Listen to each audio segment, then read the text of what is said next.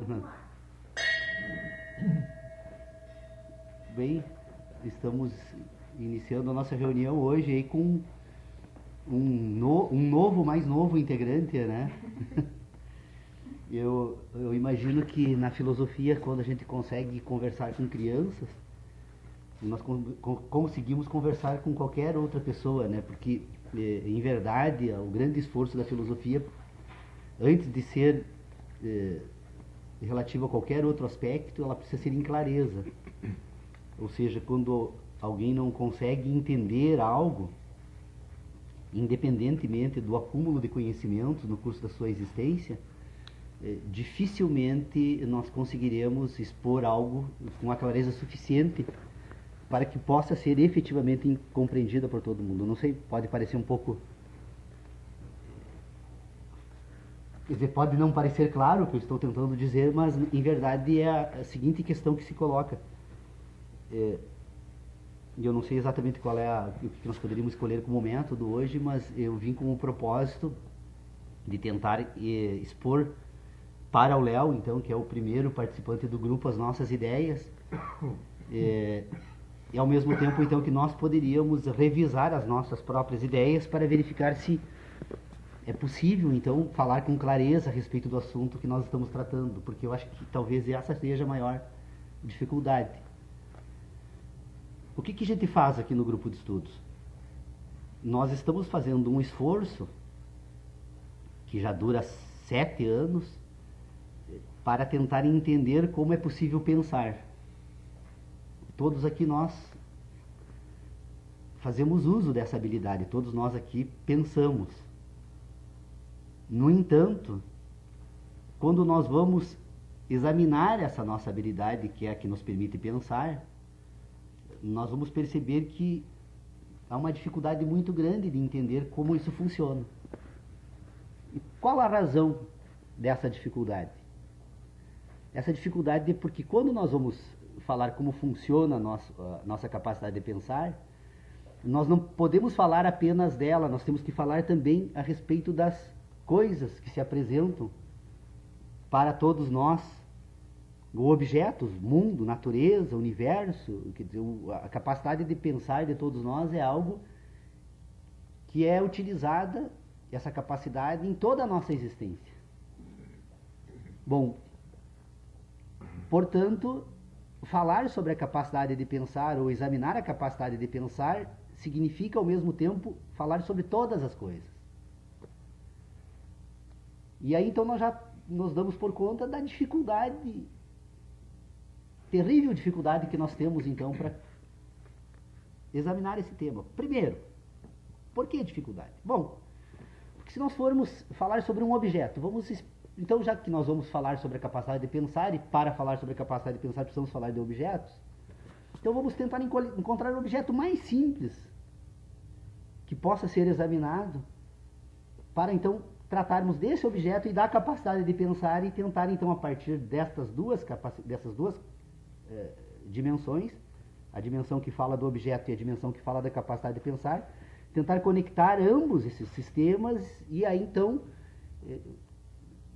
nos aventurar para examinar outras questões mais complexas ou maiores, né? Bom, quando nós vamos examinar então qualquer objeto, nós percebemos que por mais que a gente procure o objeto mais simples, mais particular, o menor de todos, quando nós imaginamos que encontramos esse objeto, nós percebemos que existe todo um microcosmo, objetos ainda menores, ou coisas, tudo menor que nós não conseguimos mais identificar, perceber, mas que, no entanto, nós sentimos que existe, que, portanto, se nós fôssemos ir para o menor, viria para o microcosmo, então, poderíamos dizer assim, e ainda chegaríamos num ponto que pararíamos estarrecidos com a dúvida. Há algo ainda nesse universo, mas eu já agora não consigo mais identificar.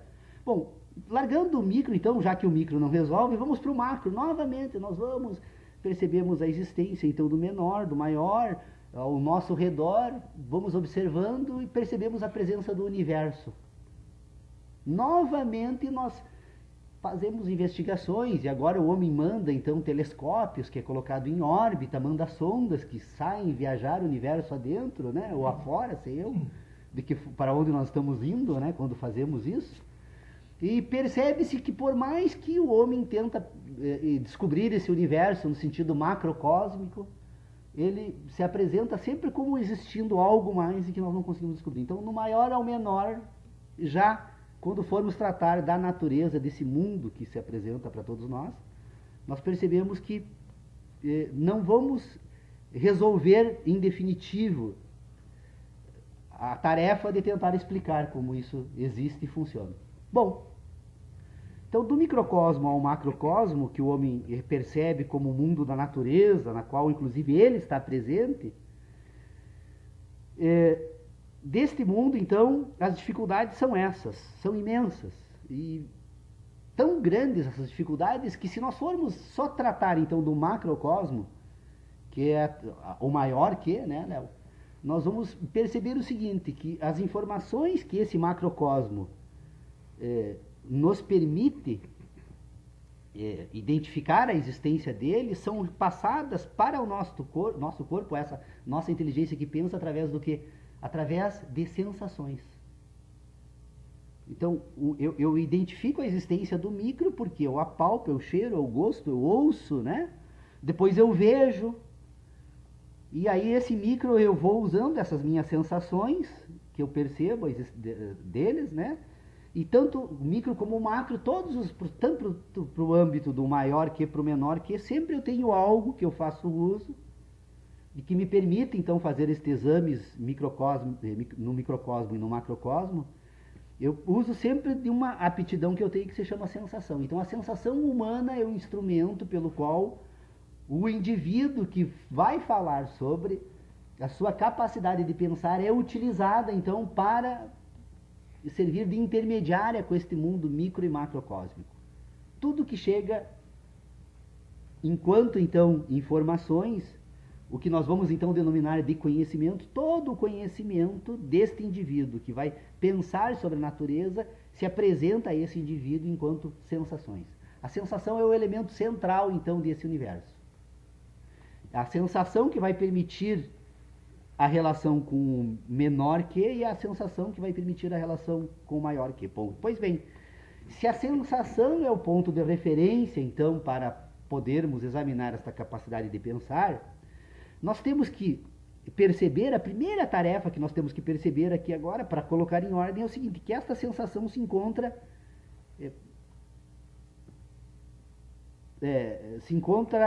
se apresenta, aliás, dentro de uma cadeia de acontecimentos que nós denominamos de universo. Quando nós formos examinar o microcosmo e o macrocosmo, nós vamos chegar a um determinado momento que, quando o macrocosmo se apresenta como esse processo extraordinário, eu digo, há um universo aqui.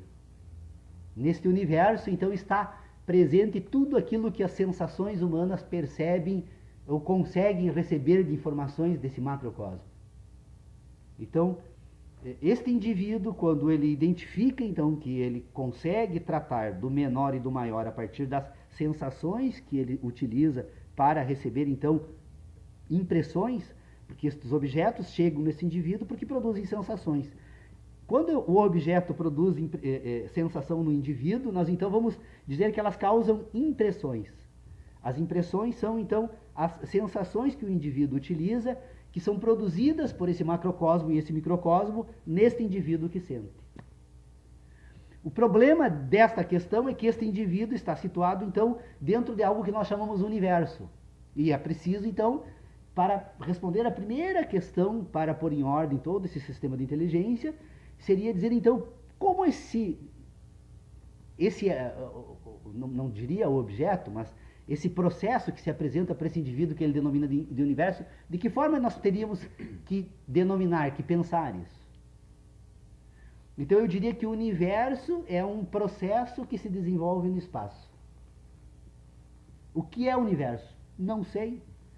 Toda vez que eu examino esse tal de universo, eu percebo que as minhas sensações, as sensações que esse universo produz em mim, são insuficientes para que eu possa entendê-lo na totalidade, para que eu possa senti-lo na totalidade. Então, mas eu percebo que há um processo no espaço.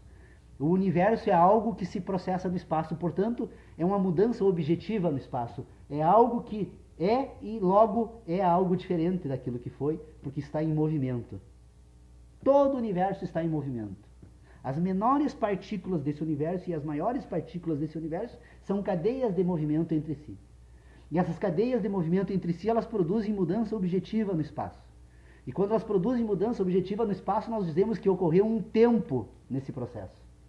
Ou seja, algo que estava aqui, agora está aqui, entre estar aqui e aqui, quando ela muda objetivamente no espaço, isso é mudar objetivamente, de aqui a aqui. Quando há mudança objetiva no espaço, nós dizemos que correu um tempo. Então nós passamos a examinar esse universo como um processo que se propaga no espaço, mas que nós temos então um tempo no universo. Nós falamos do tempo de Cristo, do tempo de hoje, e do tempo futuro, e do tempo médio.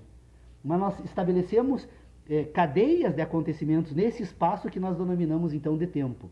Mas o universo não é nada mais, nada menos do que um processo em curso no espaço. Pois bem, se o universo é um processo em curso no espaço, e se este indivíduo, este homem, então, que organiza a sua capacidade de pensar, faz isso a partir das sensações que ele recebe deste universo no espaço, ele tem uma tarefa agora de se situar no espaço e estabelecer relações entre as suas sensações e esse universo.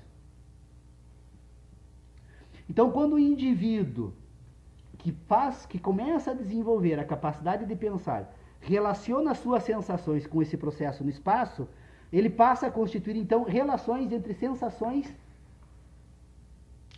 e os fenômenos. Porque esse processo no espaço, esse universo, então, que é um processo que se desenvolve no espaço, é a mudança objetiva no espaço, quando essas mudanças objetivas no espaço ocorrem, entre uma mudança e outra nós denominamos essa mudança de fenômeno. O fenômeno, então, é uma mudança objetiva no espaço. Tudo que nós denominamos, então, de fenômeno é mudança. E quando esse fenômeno se processa como mudança objetiva no espaço, essa mudança objetiva no espaço, ao se relacionar com esse indivíduo que sente, ela produz, então, sensações, e essa mudança objetiva no espaço, que são fenômenos que produzem sensações, então, é utilizada por esse indivíduo agora para, posicionado no espaço, estabelecer relações. Então, quando o indivíduo, o homem, relaciona as suas sensações com um fenômeno no espaço, ele constitui o mundo. O que é o mundo, então? O mundo são sensações, é o universo ordenado por sensações. Então, desse universo macrocósmico e desse universo microcósmico, ou seja, desses universos que se apresentam como maior e menor que produzem sensações no homem, quando o homem ordena estas sensações desse universo, ele constitui o mundo. Então, se eu perguntar para qualquer um aqui que está presente nessa reunião, o que é o mundo, ele vai dizer, o mundo é algo. Se ele fosse tentar descrever essa ideia, ele diria, o mundo é algo que possui rios, possui árvores, possui florestas, possui animais, possui o homem. Neste mundo as coisas ocorrem assim, a água cai das nuvens para a terra, o sol produz calor neste mundo, este mundo... com a produção de calor produz evaporação, essa evaporação produz nuvens, as nuvens... Então há um mundo. O que é esse mundo? São as relações que esse indivíduo estabelece entre as suas sensações e o universo. E o universo é um processo no espaço, e a mudança objetiva no espaço são os fenômenos. Os fenômenos produzem, então, sensações através do que? De impressões. Essas impressões, então, são ordenadas por mecanismos naturais. Este indivíduo, então, que pensa e que constitui, então, a capacidade de pensar, ele se apresenta durante este processo agora como um ser racional. O que é esse ser racional? É um ser que relaciona sensações entre si. Ora, se o mundo é um processo no espaço, se o universo é um processo no espaço, e se o mundo é a ordenação do universo por sensações, quando o indivíduo produz o mundo, ele agora presente nesse mundo, ao mesmo tempo que ele constitui o mundo através da ordenação do universo por sensações, ele também ordena as próprias sensações entre si. E ao relacionar as sensações entre si, ele vai constituir o quê? Razão. A razão humana, então, são as sensações ordenadas entre si. O mundo do homem é o universo ordenado por sensações. O universo é mudança objetiva no espaço. A mudança objetiva no espaço é fenômeno e também aquilo que nós chamamos de tempo. O processo que se dá num curso, numa mudança objetiva no espaço. Então, vocês percebam que esta exposição inicial, estas ideias que eu estou colocando aqui desta forma, elas põem em ordem, pelo menos, os processos como eles ocorrem. Se alguém me perguntar, mas Paulo, o que é um grão de areia? Eu imediatamente direi para vocês, não vim aqui para falar de grãos de areia. Porque, na verdade, quando nós formos tratar deste universo, deste mundo, e desta razão, e deste homem que pensa, e quando nós formos identificar, então, cada uma das partículas, ou das parcelas, ou das partes desse processo que se desenvolve no espaço que compõe essas dimensões do conhecimento, nós vamos entrar novamente na incapacidade de responder às perguntas. Eu não consigo dizer o que é o microcosmo, não consigo explicar o que é o macrocosmo, mas eu consigo perceber que eles compõem um sistema de inteligência que me permite pensar. E aí então entra uma segunda questão que precisaria ser examinada, né? Que é agora se o homem é um indivíduo que sente e que pensa, e se a capacidade de pensar ela é constituída por uma parcela considerável desse homem que pensa, nós teríamos agora que fazer um esforço muito grande para suprimir este homem que sente, para tratar unicamente do homem que pensa, para desta capacidade de pensar, então agora explicar como esses processos ocorrem independentemente do mundo da natureza, quando esse sistema todo é desenvolvido. Porque o indivíduo que ordena as sensações entre si, ele passa agora a fazer uso das sensações ordenadas entre si como modelo de inteligência agora para quê? Para voltar ao mundo da natureza e se relacionar com os processos, com os fenômenos, né? Para, a partir agora da ação humana, então interferir neste mundo da natureza e transformar o mundo da natureza de acordo com aquilo que ele constitui nesse processo de ordenamento de sensações, como aquilo que ele busca no mundo da natureza como ideal para si. Todo homem, ele, ao mesmo tempo que ele produz esse sistema puramente racional, ele ao mesmo tempo, ao relacionar-se com o mundo da natureza, ele classifica esses acontecimentos a partir de dois critérios, né? Que é o critério, então, da dor e do prazer. Aquilo que, então, em determinado momento, as relações que esse indivíduo estabelece no mundo da natureza, a partir de relações de dor e de prazer, ele agora vai constituir não apenas o mundo da natureza, não apenas o mundo da razão, mas aquilo em que ele se insere no mundo da natureza, que é a sua individualidade, subjetividade. O indivíduo agora que não apenas pensa, mas também agora pensa e age. Esse segundo momento, que é o momento da dificuldade da discussão, porque ela precisaria ainda de uma passagem por um outro ambiente de ideias, que eu não expus aqui, que seria a questão dos juízos, em que a gente vem já notando a necessidade das últimas reuniões de fazer esse exame, mas que eu realmente assim encontro uma dificuldade muito grande, né, de fazer, de expor as ideias que tratam desse assunto, porque nós ainda não aprendemos a fazer uso, ou pelo menos não conseguimos desenvolver habilidades que são necessárias de desenvolvimento para separar este mundo das sensações, deixar ele em suspenso, né? Como diria o Kant nos prolegômenos, né? Estão suspensos das suas atividades, então, esses instrumentos, né? Até que possamos ordenar agora os outros que fazemos uso, que nos permitem desenvolver a capacidade de pensar, que é a capacidade de formular juízos. E aí entra a necessidade de expor, né, dentro desse sistema de juízos, de que forma então agora esse indivíduo que pensa sobre o microcosmo e o macrocosmo trata temas que são da maior relevância aqui, que são as certezas, as suas crenças, as suas ideias, as suas verdades, as suas sensações e aquilo que ele chama de conhecimento. Então, explicar o que é conhecimento, o que é verdade, o que é sensação, o que é ideia, o que é certeza e o que é crença, é talvez a primeira grande tarefa desse sistema para poder, então, agora, fazendo uso destas experiências que são as sensações humanas, poder entender como nós fazemos, então, relacionamentos desse sistema para constituir aquilo que nós chamamos de razão civilizada. Porque vocês vejam, quando eu falo de razão no início dessa discussão que eu propus hoje, essa razão que eu falo ainda não é uma razão civilizada. É a razão que serve de estrutura formal de inteligência de todos os indivíduos. Todos os indivíduos que se relacionam com a natureza, com os fenômenos da natureza, que esses fenômenos produzem sensações, estas relações naturais, elas se constituem também de forma natural, fazendo base para aquilo que nós chamamos então de uma razão. O problema agora é que, de posse desta razão, o indivíduo vai constituir uma nova razão agora, que é a razão civilizada, que é a razão agora que nasce não apenas das relações do indivíduo com a natureza e com os acontecimentos que o cercam, mas agora das relações do indivíduo com os outros indivíduos, e agora da razão dos outros indivíduos, aquilo que nós chamamos então de sistemas morais, ou sistemas éticos, ou sistemas de ideias, que guiam esse indivíduo agora nas suas relações, não apenas com a natureza, mas com os outros indivíduos que também constituem sistemas de razão.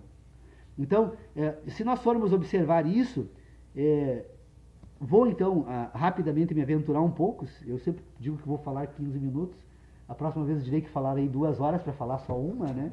Inverter a lógica, mas vou me aventurar rapidamente em expor uma reflexão que nasceu aqui do grupo de estudos, que é a necessidade que nós temos de separar ideia e conhecimento.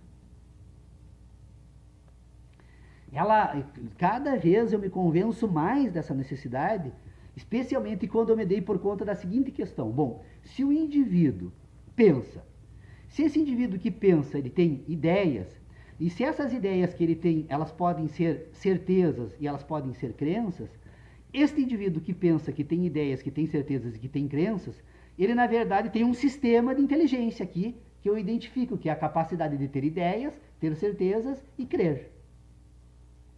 Eu posso perfeitamente separar esse âmbito e colocar ele num ponto diferente de um outro, que é o indivíduo agora que tem sensação, que tem verdades e que tem conhecimento. Veja que conhecimento, sensação e verdade são todas aquelas informações que o indivíduo utiliza como o mundo da natureza. Tanto que quando nós discutimos, mas como é que é verdade? Eu vi o indivíduo atravessando a rua. Mas como que é verdade? Eu senti o gosto, é amargo, é pura verdade, aquilo tem um gosto horroroso, é amargo, tem um gosto? Então é uma sensação. Você viu? É uma sensação. Então você veja que as verdades individuais, elas são produzidas pelas sensações e que vão compor então essas verdades e as sensações, aquilo que o indivíduo chama de conhecimento. Então o conhecimento, as sensações e as verdades estão num âmbito, porque se relacionam com o mundo da natureza, as certezas, as crenças e as ideias estão num outro âmbito, porque agora se relacionam com uma capacidade do indivíduo, que é a capacidade de pensar. O indivíduo que pensa, então, tem ideias, tem certezas e tem verdades, e o indivíduo que vive no mundo da natureza, então agora tem, verdades, tem certezas, crenças e ideias, e o indivíduo que vive na natureza tem sensações, tem verdades, conhecimento. Vocês vejam então que todo conhecimento tem origem nas sensações. Todas as verdades do indivíduo têm origem nas sensações. Todas as crenças, todas as certezas, todas as ideias têm origem na capacidade de pensar. Então eu vou identificar um indivíduo que pensa e um indivíduo que sente. Se o indivíduo pensa e sente, é que ele vai utilizar as sensações para constituir o sistema de ideia. Então as ideias são baseadas nas sensações. Mas as ideias em si não são sensações, elas são ideias. As ideias são ideias, as sensações são sensações. Enquanto que as ideias estão numa capacidade de natureza espiritual, que é a de pensar, as sensações estão no mundo da natureza, elas produzem dor e prazer. Então nós vamos perceber um indivíduo que tem um sistema endógeno de inteligência, um indivíduo que sente dor e prazer, e portanto esse sistema de inteligência é dentro de um organismo, né? Porque a dor e o prazer são as sensações do organismo humano. Ninguém pode, por mais que queira, ter sensações espirituais. Ele pode evocar sensações, mas as sensações em si, elas foram ou não foram produzidas apenas. Então eu tenho um indivíduo que sente e um indivíduo que pensa. Esse indivíduo que sente que tem sensações, então ele classifica essas sensações a partir de um sistema orgânico e classifica essas sensações a partir de um sistema de ideias. Então, o indivíduo que senta relaciona. Sente, ele relaciona onde? No espaço. Se o universo é um processo em curso no espaço, o indivíduo que pensa agora faz uso das sensações para relacionar sensações nesse processo no espaço. Quais são as sensações que esse indivíduo utiliza para relacionar no espaço? É o gosto, a audição, a visão, o tato e o olfato. As 5 sensações que nós chamamos então de 5 sentidos humanos, eles são instrumentos de relacionamento deste processo no espaço, que nós chamamos de universo, que vai constituir o mundo e que relacionados entre si vai constituir a razão. Então o indivíduo tem 5 sensações que constituem a razão e tem 2 sensações que constituem a sensação, que são endógenas, que são orgânicas.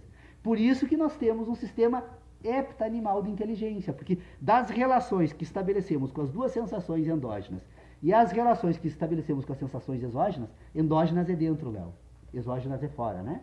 É nesse sentido, de estar dentro e estar fora.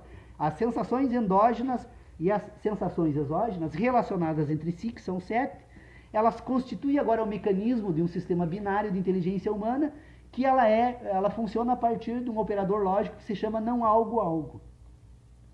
Então, quando, né, não algo, este não algo se repete infinitamente. A possibilidade de não acontecer é infinita. Mas quando algo que ocorre, algo, agora então, abre-se 7 operadores lógicos que novamente não algo e algo, que é o sistema heptanimal. Das relações desses operadores lógicos, então a capacidade desse operador lógico, não algo é repetição, algo é sucessão. Então não algo é repetição, algo é sucessão. Sucessão onde? No espaço. Nesse espaço se relaciona, então, são 7 relacionamentos de não algo novamente. E dessas relações orgânicas, um sistema natural de inteligência humana vai constituir aquilo que nós chamamos de razão. Vocês vejam, vejam, que expressão mais inadequada para o que eu quero dizer. Percebam, né, que a capacidade humana de pensar é natural, os processos também são naturais, são disparados por operadores lógicos que se relacionam com a natureza enquanto universo, que é um processo em curso no espaço. A razão humana, então, são as relações dessas sensações entre si, e as relações que ela estabelece são heptarrelacionais, porque tem um indivíduo que tem 7 sentidos, e tem o mundo da natureza que se apresenta, então, como 5 sentidos que estão presentes no universo e 2 que estão presentes no indivíduo. Este indivíduo, então, a partir destas 2 relações endógenas, e a partir das relações exógenas, e a partir, então, da relação que ele estabelece entre essas sensações, ou esses sentidos, e esse processo em curso no espaço, ele vai constituir o mundo, a razão, e, portanto, abrir as portas para a constituição de uma razão civilizada, que é, depois, aquilo que nós vamos estudar, como na antropologia, como cultura, ou na sociologia, como cultura humana, né? O desenvolvimento do indivíduo no espaço geográfico e no meio em que vive, a partir do momento que, da capacidade de ter certezas, da capacidade de ter crenças, e da capacidade de ter ideias, e fazendo uso da capacidade de obter conhecimentos através de verdades e sensações, ele vai desenvolver um sistema que vai guiar o mundo, o homem no mundo da natureza. Vai fazer desse indivíduo, então, aquilo que ele é. Essa é a razão pela qual nós vamos perceber que entre a comunidade Guarani, dos Mibiá Guarani, e a nossa, o que tem de diferença entre aquilo que nós chamamos de civilização são as relações que nós fazemos entre ideias e sensações. Na constituição, então, agora das nossas certezas e as nossas crenças. Certezas e crenças, então, são as relações que o indivíduo civilizado utiliza para constituir ideias, e as ideias, então, agora são baseadas no quê? Nas relações que ele estabelece, das sensações que ele obtém a partir daquilo que ele chama de verdade, ou a partir daquilo que ele chama, então, de conhecimento. Vocês percebam, então, a necessidade de separar conhecimento e ideias, porque enquanto as ideias se relacionam com as crenças e com as certezas, o conhecimento se relaciona com as sensações e com as verdades. Então, eu tenho o conhecimento e as ideias, na verdade, fazem parte de ambientes distintos, né? De instrumentos utilizados pelo indivíduo na sua existência, né? E que permite ele ser aquilo que é o que somos, e portanto indivíduos que pensamos, né? Eu realmente assim, ó, eu entendo perfeitamente a dificuldade de acompanharem todas as minhas ideias do início ao fim, mas eu creio que hoje consegui pelo menos traçar um roteiro, né, que vem lá do universo, e aquilo que podemos então estabelecer como universo, aquilo que nós podemos chamar então de capacidade humana de pensar. E eu chamaria a atenção para a necessidade de reflexão a respeito de... Eu coloquei na página do www.sebocafé, www.facebook.com/sebocafé, eu coloquei lá algumas ideias que eu chamo de heptálogo da inteligência humana, né? Porque todo esse indivíduo que constitui esse sistema de inteligência agora, então, ele vai constituir um sistema formal de inteligência, e ele precisa buscar nesse sistema formal de inteligência o objeto material dessa inteligência, e ele precisa agora, com esse objeto material dessa inteligência, estabelecer as relações que ele estabelece para explicar o que é, então, inteligência, o que é pensar, o que é objeto formal, o que é objeto material da inteligência e como esses processos ocorrem. Que eu não vejo grande dificuldade de entender depois que se entendem essas ideias que eu expus aqui. Obviamente, é um percurso, né, de reflexão que envolve um conjunto de relacionamentos e que quando eu exponho aqui, eu normalmente estou expondo apenas parte, porque ele vem sendo desenvolvido em 7 anos. E é impossível um indivíduo ter uma capacidade de síntese, né, de expor aquilo que se pensou em 7 anos em apenas 1 hora, né? Mas, então eu parto de algumas conclusões, de alguns pontos, né, de chegada já nesse sistema. Então é óbvio que alguém que tiver interesse em avançar um pouco mais, pode consultar todas as nossas reuniões, elas estão na internet, porque se eu tivesse que retificar algo, eu faria isso aqui agora. O que eu posso dizer é o seguinte, que embora nem sempre me conseguindo me expressar de forma clara, porque fazemos uso de um instrumental que se chama linguagem, que ainda não está em exame aqui, a linguagem tem uma limitação muito grande para expor ideias, porque ela é um sistema, eu não examinei com profundidade se é de 2º ou 3º nível, né, de inteligência, porque a linguagem faz uso, que eu posso pelo menos explicar como eu imagino, ou como eu trato esse assunto para mim. O indivíduo que tem ideias, então ele constitui ideias a partir de sensações. Ela serve de matéria-prima na constituição dessas ideias, embora depois as ideias por si só produzam novas ideias. Mas a primeira matéria-prima da ideia é a sensação. Então, quando o indivíduo produz ideias, ele tem como base sensações. Como nós, indivíduos, construímos o nosso sistema de ideias baseados em sensações diferentes, porque temos experiências de vidas diferentes, porque vivemos em ambientes diferentes, porque temos histórias individuais diferentes, então todas as nossas ideias naturalmente são diferentes. Então, quando nós pensamos, nós fazemos uso das nossas sensações. E, portanto, eu não posso fazer uso da sensação do Léo, eu não posso fazer uso da sensação do Lucas, do Leonardo, da Irene e do Paulo aqui, nem do Hélio, porque eu só posso fazer uso das minhas próprias sensações. Então, o indivíduo que fala, ele fala para as suas ideias.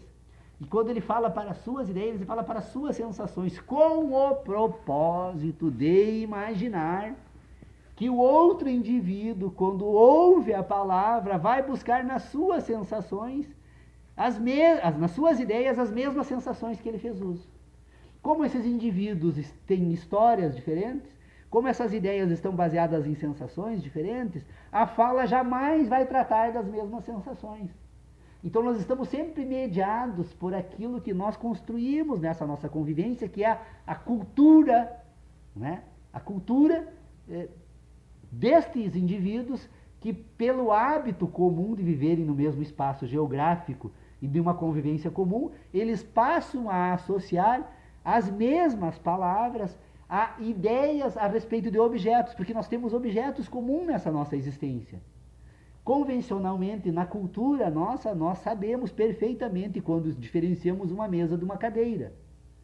Porque embora as cadeiras que constituam nos indivíduos as ideias de cadeiras sejam diferentes, a função da cadeira, a utilização cultural da cadeira e da mesa é a mesma. Então nós conseguimos um mínimo de ordem para tratar de cadeiras e mesas. E podemos avançar depois para árvores, para peixes, para espécies.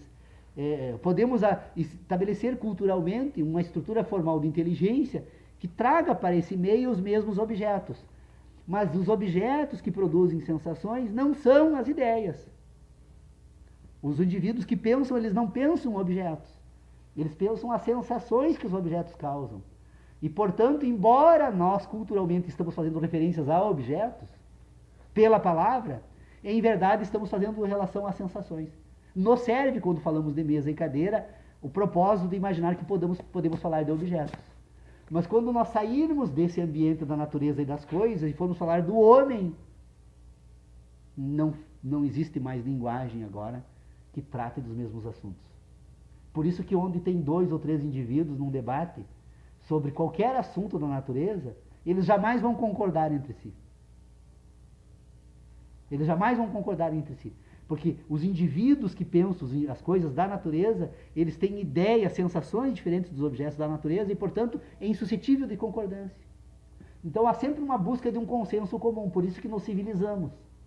A necessidade de civilização é a necessidade de tratar de forma comum as mesmas sensações que tratam dos mesmos objetos, porque agora com a ação humana e com a transformação dos objetos, os indivíduos precisam então agora produzir riquezas, bens de consumo, meios de troca, porque nestes indivíduos civilizados nós vamos introduzir agora, através de um sistema de inteligência que nós chamamos agora de racionalidade, nós vamos introduzir as ideias de desejo, antes mesmo da necessidade. E as ideias de desejos passam a coordenar as ações, constituem as crenças, passam a coordenar as ações, e esses indivíduos agora então passam a agir no mundo da natureza produzindo riquezas. E aí nós conseguimos constituir um sistema de inteligência comum que nos serve enquanto seres civilizados. Vocês vejam quanto essa ordenação de ideias, elas permitem entender a dinâmica do mundo da natureza em que vivemos, e que permite sermos o que somos, e pensar como pensamos, e buscar o que buscamos. Cansei.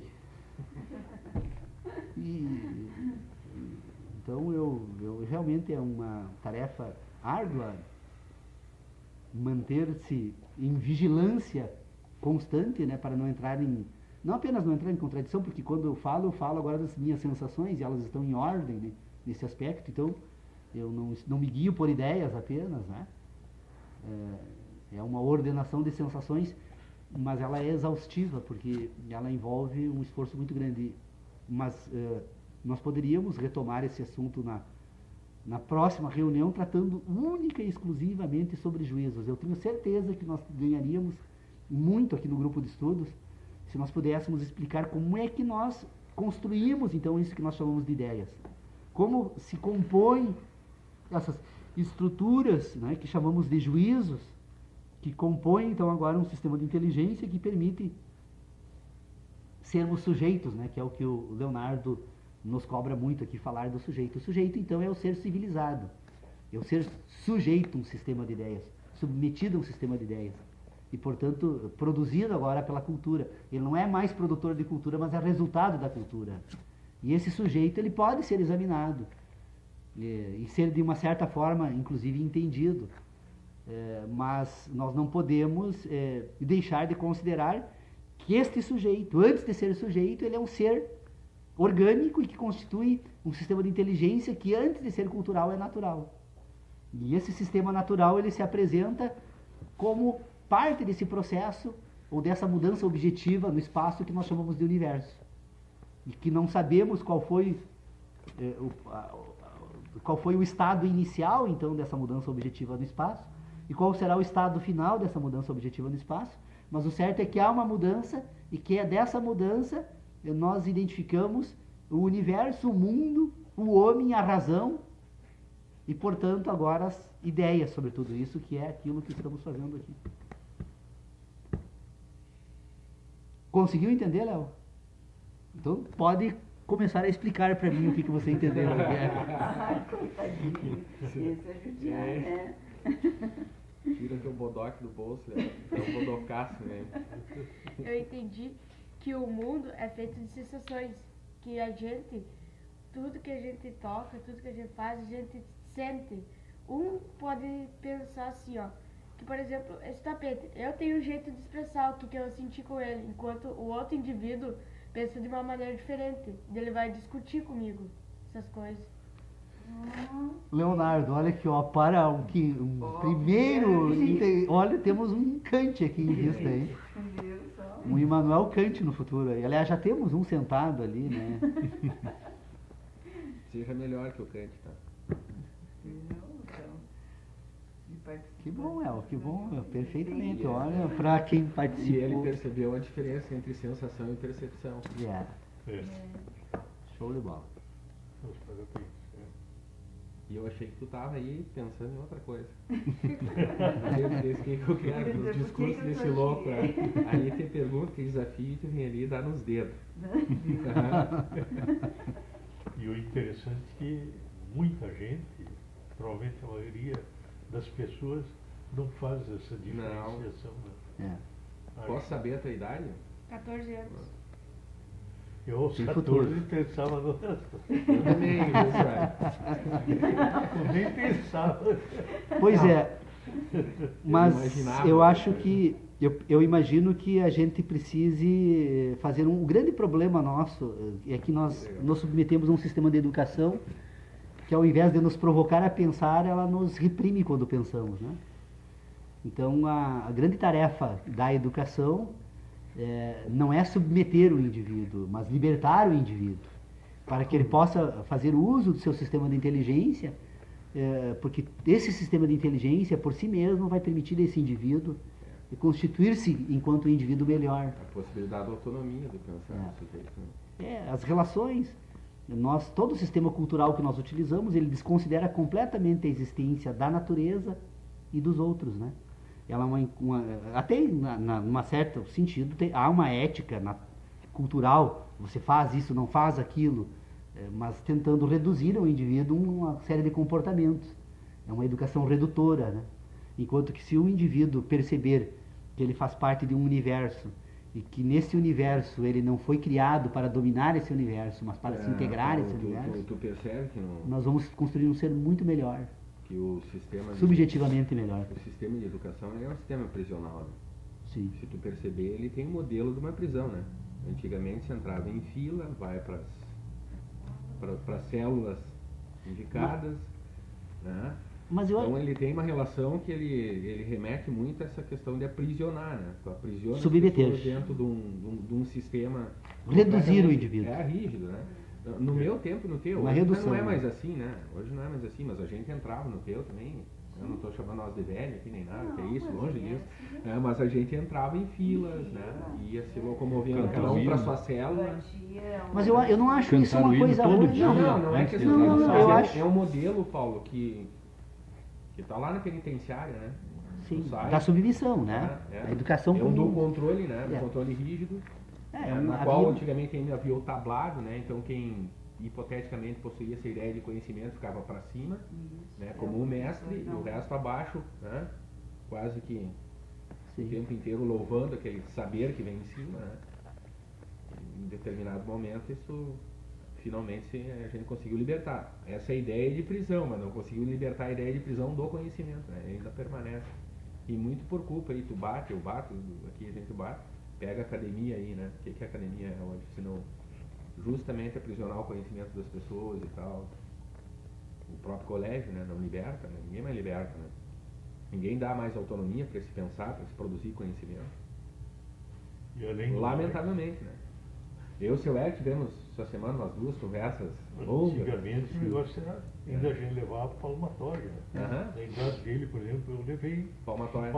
Mas era mais um ritual do que um castigo, né? Porque na verdade Não, era um castigo, era um castigo, era uma forma de poder, né? Quase que estabelecida, né? É que na verdade eu vou dizer uma coisa para vocês, assim, ó, eu realmente, eu ainda estou assimilando, né, a descoberta, porque todas essas ideias que nós estamos discutindo aqui, elas não são novas. O Leonardo mesmo vive repetindo isso, que essas ideias estiveram presentes em diferentes momentos da história da cultura humana, né?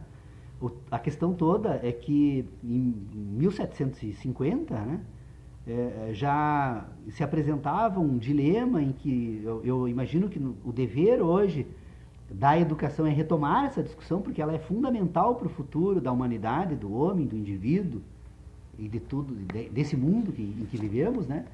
E é que nós temos um indivíduo que ele precisa ser compreendido em duas dimensões que elas são distintas entre si, absolutamente distintas. Tem um indivíduo que sente e tem um indivíduo que pensa.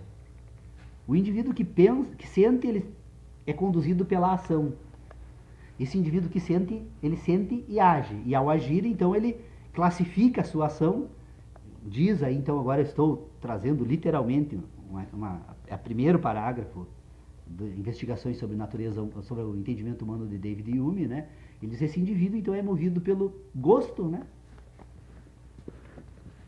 E pela... não é sensibilidade, ele diz... Mas que chega a ser... Não, ele usa uma palavra que serve muito bem, assim, gosto e sensação. E na verdade não é essa palavra, mas tudo bem. Então ele diz: o indivíduo é movido pela ação, e ele classifica a sua ação, né, por critérios que ele, então, aceita algo e rejeita algo, né?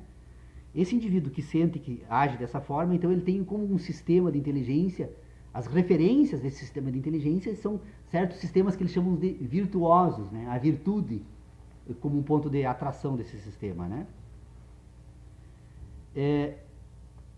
Nessa época também havia um sistema que percebia o homem não tão ativo, mas mais racional. Ele dizia, então, a função desse sistema, no lugar de melhorar os costumes, era formar um entendimento. E o que nós temos hoje no sistema educacional atual? É um sistema que abandonou completamente esse indivíduo da ação para tratar unicamente com o indivíduo que tem entendimento, que pensa. Então, eu estive essa semana participando de uma reunião, nós estamos organizando atividades aí do meio ambiente, e aí na reunião me perguntaram: Paulo, o que nós devemos fazer então? Estávamos todos reunidos para tratar do meio ambiente. Eu digo: sair imediatamente desta sala e correr lá para o meio ambiente e fazer alguma coisa, né? Tem rios poluídos. Mas o que acontece? O indivíduo de hoje, ele se reúne numa sala, fica uma semana, um mês, 2 meses, 1 ano falando e nenhum agindo. E é resultado que é de uma educação que imagina que tu entendendo as coisas basta. Não precisa mais ação, né? É o que a gente falou bastante nessa semana. Então não tem, nós temos que trazer novamente esses dois indivíduos, o indivíduo que sente e que pensa, para, com a capacidade de pensar, melhorar a ação. E não melhorar apenas a capacidade de pensar. A filosofia analítica hoje, se tu cobrar de qualquer filósofo, qualquer ação prática, ele vai dizer: mas isso não é função da filosofia. A filosofia tem uma função de organizar as ideias. Nós somos o que pensamos, não vamos nos rebaixar aos seres que agem, né? E aí, portanto, abandonaram completamente o empirismo, né? E, portanto, a filosofia hoje é uma filosofia capenga, que só anda, né, se fôssemos representar por uma situação da natureza, imagina que caminhar é fazer uso de uma perna, porque é só ela que basta, né? Então, nós precisamos melhorar a educação. Mas eu preciso lembrar a frase de David Hume. Por que ele vai me fugir logo agora? Que eu estava engrandecendo esse nosso filósofo. Não, é gosto e... Está aqui o livro, está em cima da mesa ali. Está em cima da mesa o livro. Ele é o primeiro parágrafo que ele diz que o homem é... É uma palavra que tem no ar também.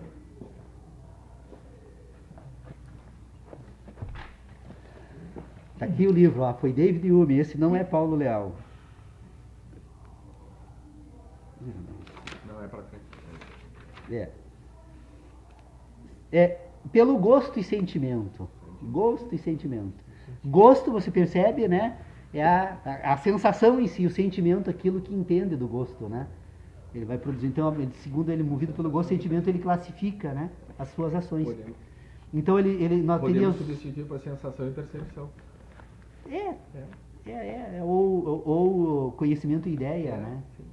Essas duas dimensões. Só que, obviamente, as investigações que a filosofia empirista e a racionalista dessa época faziam, as investigações, elas partiam de uma ideia de divórcio, né? E o Kant consegue esse divórcio quando ele cria no seu sistema filosófico a possibilidade de juízos analíticos a priori, né? O juízo analítico a priori seria, segundo ele, dentro de um sistema então de construção de uma filosofia por conceitos, né? Seria quando o indivíduo não conseguia separar o sujeito e o predicado. A ausência de possibilidade de separação de sujeito e predicado, então, era a possibilidade da constituição de um juízo analítico a priori. E aí ele vai utilizar E aí, essas críticas, Kant foi um filósofo que me influenciou muito, eu jamais o criticaria, mas é apenas uma demonstração de um ponto que ele utiliza, e aí sim todas as críticas que se dirigem a Kant são merecidas, e que ele vai dizer, então, vai utilizar o exemplo de corpo. Segundo ele, todos os corpos são extensos. Então ele diria o seguinte: como eu não consigo separar a ideia de extensão da ideia de corpo, eu agora tenho um juízo analítico a priori. Então os corpos são extensos, a necessidade no plano das ideias agora de introduzir a ideia de extensão a um corpo sempre que eu pensar um corpo. Ora, se eu imagino a possibilidade de ter um corpo a priori, agora é a coisa mais fácil do mundo buscar agora no mundo da natureza as ideias de peso, as ideias de cor e as dimensões no plano da natureza para constituir agora um sistema de ciência da natureza, né? Então o juízo analítico a priori é o que vai permitir a constituição de uma física pura, que depois o próprio Kant reconhece a sua contradição na nota de rodapé da introdução da crítica. Ele vai dizer que seria de se duvidar da possibilidade da existência de uma física pura. Portanto, ele mesmo reconhece que o pressuposto teórico utilizado por ele não resolvia, e efetivamente não resolveu, mas fundou a ciência contemporânea. Portanto, todo o sistema de ciência que tem o sistema analítico, então, como um instrumento, né, de constituição do seu sistema, ela está fundamentada nesse pressuposto que no plano da natureza é falso. É impossível introduzir um corpo no mundo das ideias, né? O corpo se apresenta enquanto um sistema que produz sensações. Então, o corpo é a ideia de algo, né? Algo que se apresente como real no plano da natureza. Então, algo que é real no plano da natureza, ele só se apresenta para o indivíduo enquanto tal, quando se relaciona com uma sensação. Por isso que todo conhecimento tem origem em sensação. Não é possível um conhecimento a priori, então. O que é possível a priori são as ideias. Porque como as ideias se relacionam por identidade, uma ideia é possível ser idêntica a outra ideia, portanto é possível falar de um sistema de ideias que antecedam as próprias ideias.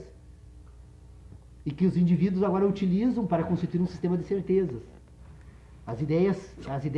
Os juízos sintéticos, então, puros, são os juízos que constituem o ambiente das certezas do homem e, portanto, são universais.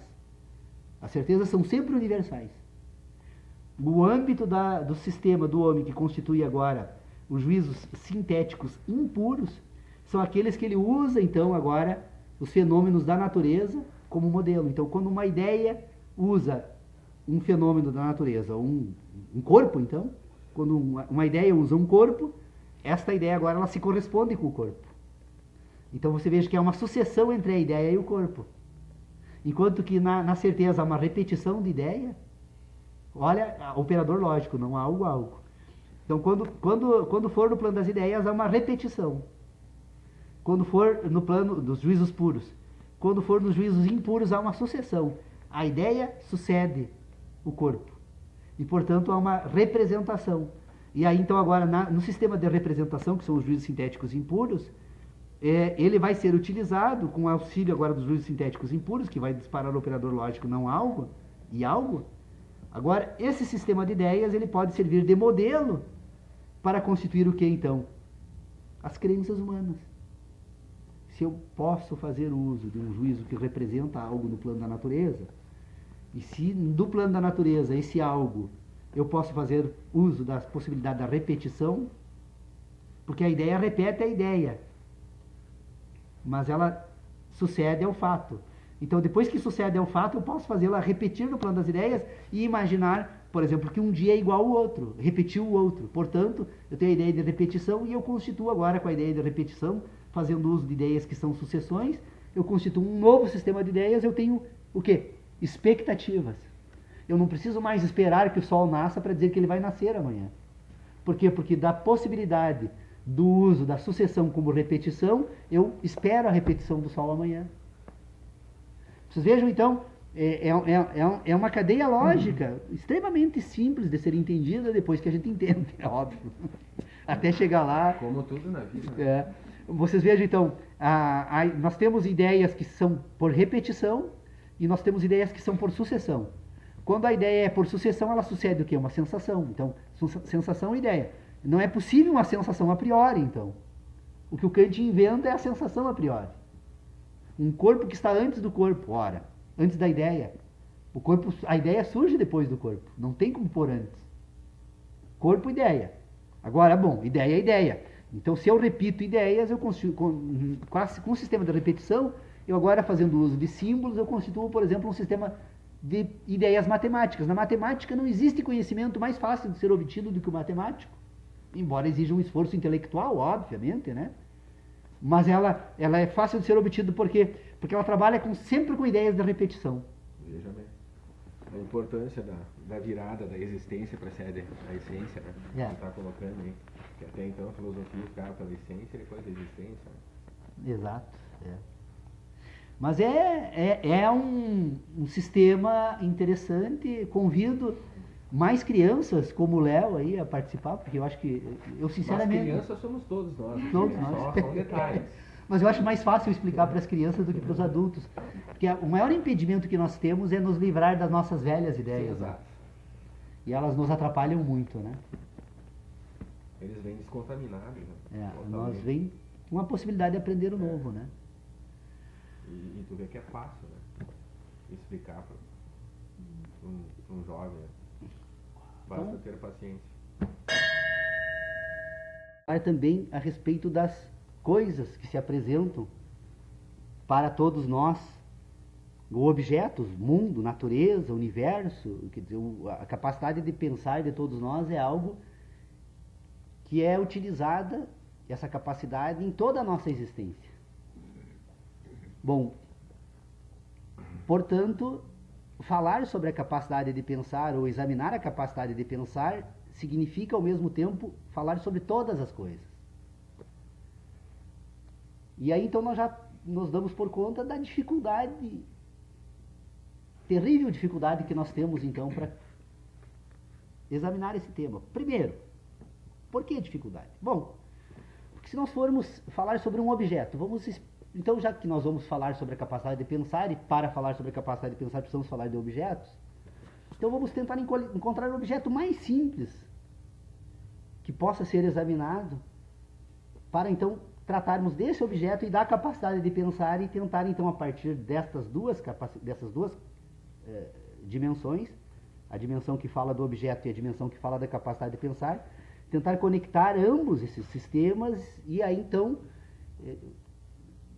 nos aventurar para examinar outras questões mais complexas ou maiores, né?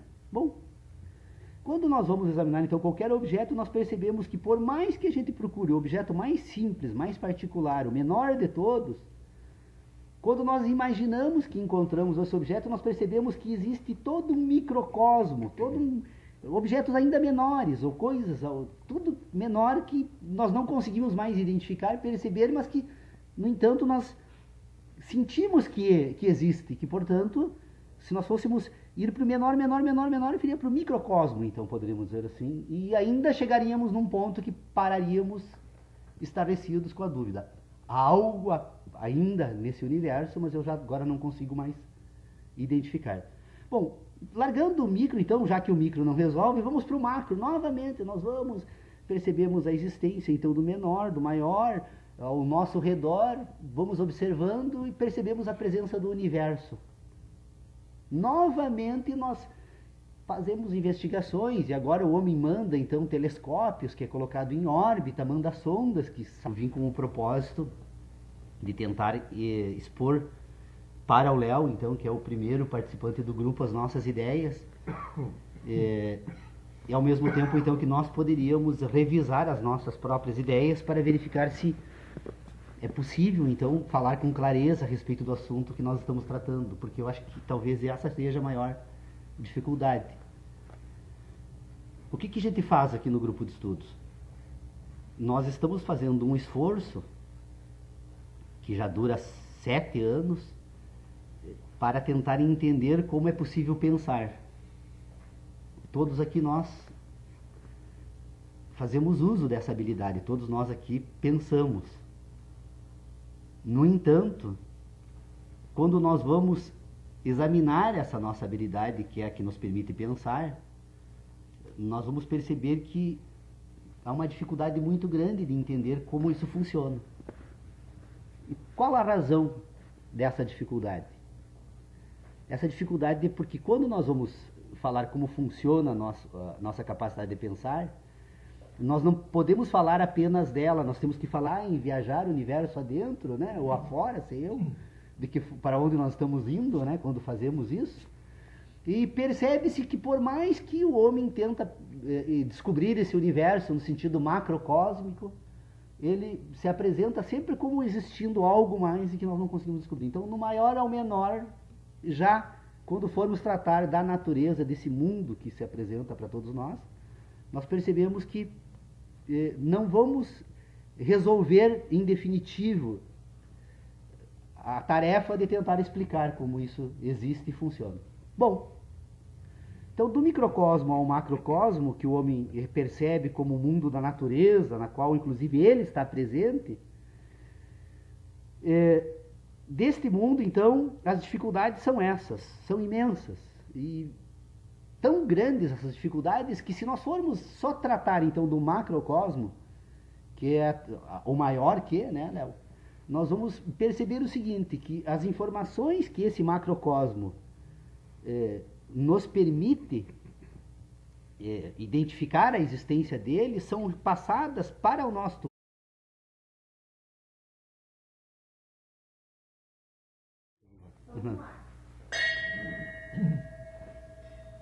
Bem, estamos iniciando a nossa reunião hoje aí com um mais novo integrante, né?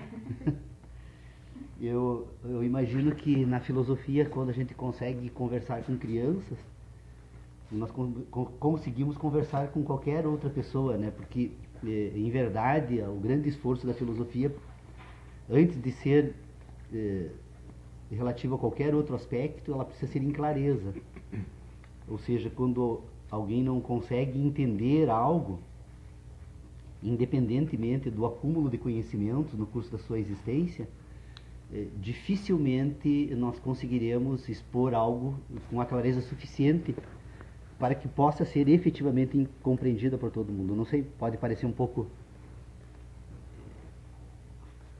Quer dizer, pode não parecer claro o que eu estou tentando dizer, mas em verdade é a seguinte questão que se coloca. Eu não sei exatamente qual é o que nós poderíamos escolher como método hoje, mas eu